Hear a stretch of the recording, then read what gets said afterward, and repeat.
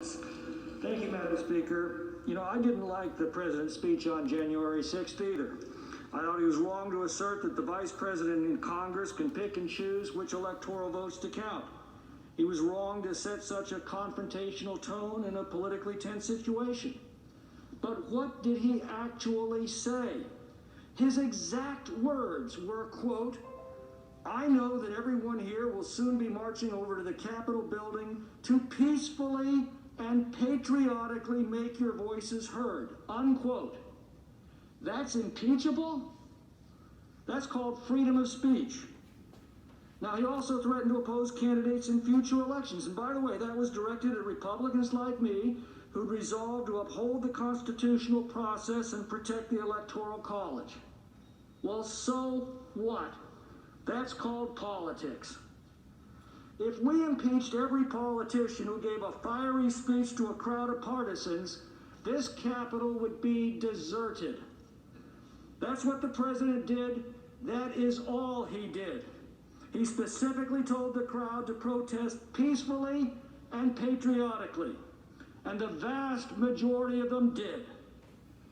But every movement has a lunatic fringe.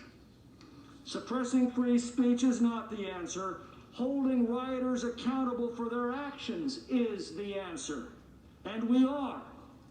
And if we prosecuted BLM and Antifa rioters across the country with the same determination these last 6 months, this incident may not have happened at all.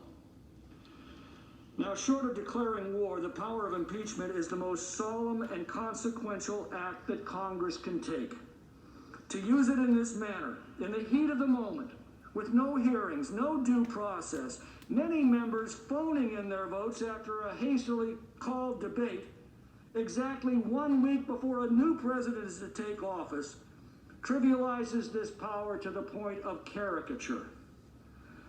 The Democrats have won everything in sight: the House, the Senate, and the presidency.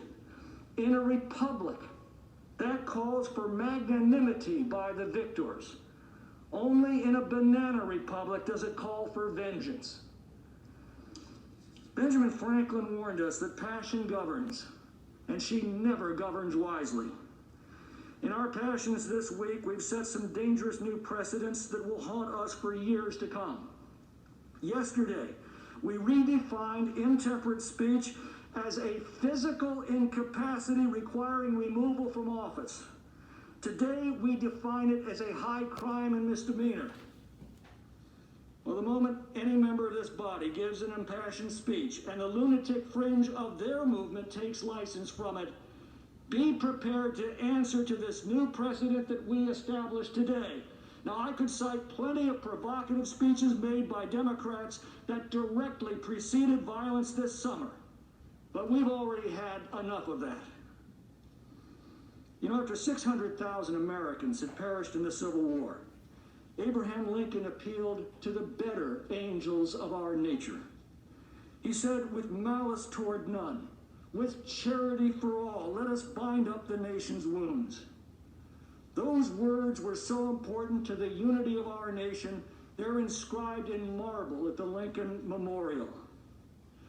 I cannot think of a more petty, vindictive, and gratuitous act than to impeach an already defeated president a week before he is to leave office. President-elect Biden's promise to heal the nation becomes a hollow mockery in the harsh reality of this unconstitutional act. God help our country. Has expired.